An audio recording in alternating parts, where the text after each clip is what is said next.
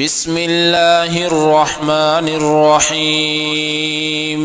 الرحمن علم القرآن، خلق الإنسان علمه البيان. الشمس والقمر بحسبان، والنجم والشجر يسجدان. والسماء رفعها ووضع الميزان، ألا تطغوا في الميزان، وأقيموا الوزن بالقسط ولا تخسروا الميزان. والأرض وضعها للأنام، فيها فاكهة والنخل ذات الأكمام، والحب ذو العصف والريحان. فبأي آلاء ربكما تكذبان؟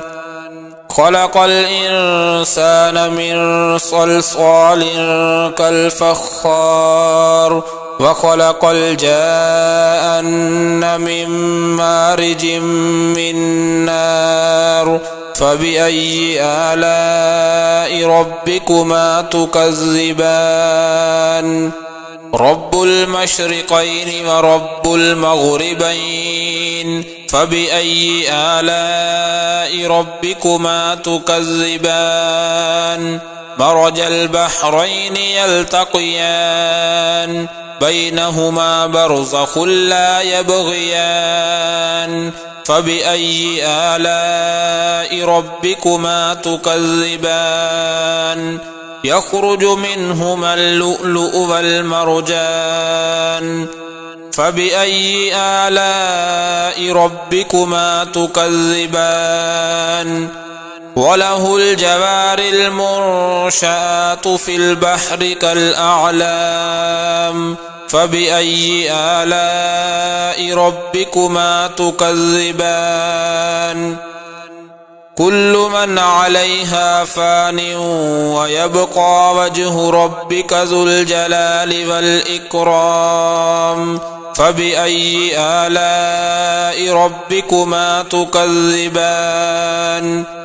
يسأله من في السماوات والأرض، كل يوم هو في شأن.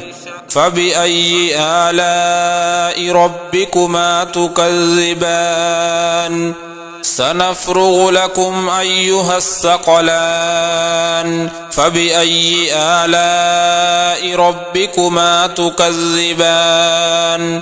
يا معشر الجن والإنس إن استطعتم أن تنفذوا من أقطار السماوات والأرض فانفذوا، لا تنفذون إلا بسلطان.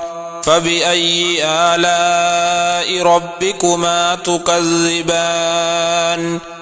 يرسل عليكما شواظ من نار ونحاس فلا تنتصران. فبأي آلاء ربكما تكذبان؟ فإذا انشقت السماء فكانت وردة كالدهان. فبأي آلاء ربكما تكذبان؟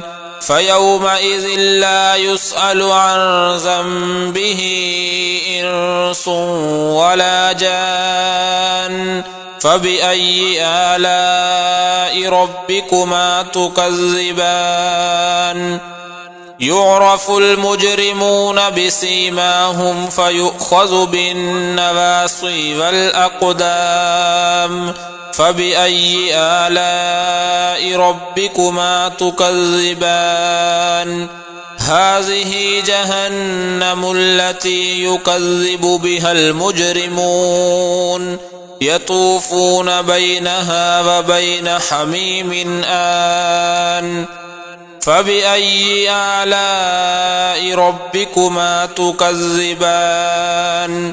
ولمن خاف مقام ربه جنتان، فبأي آلاء ربكما تكذبان ذواتا أفنان فبأي آلاء ربكما تكذبان فيهما عينان تجريان فبأي آلاء ربكما تكذبان فيهما من كل فاكهة زوجان فبأي آلاء ربكما تكذبان متكئين على فرش بطائنها من استبرق وجنى الجنتين دان فبأي آلاء ربكما تكذبان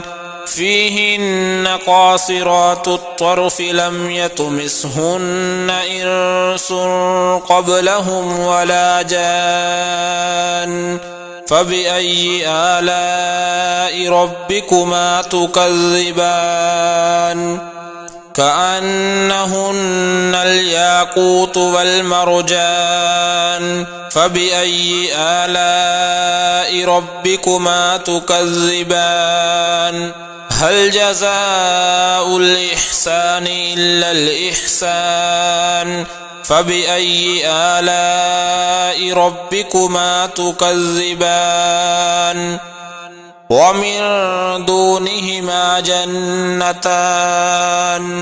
فبأي آلاء ربكما تكذبان مدهامتان فبأي آلاء ربكما تكذبان فيهما عينان نضاختان فبأي آلاء ربكما تكذبان فيهما فاكهة ونخل ورمان فبأي آلاء ربكما تكذبان فيهن خيرات حسان فبأي آلاء ربكما تكذبان حور مقصورات في الخيام فبأي آلاء ربكما تكذبان لم يطمثهن إنس قبلهم ولا جان فبأي آلاء ربكما تكذبان متكئين على رفرف خضر وعبقري حسان فبأي آلاء ربكما تكذبان تبارك اسم ربك ذي الجلال والإكرام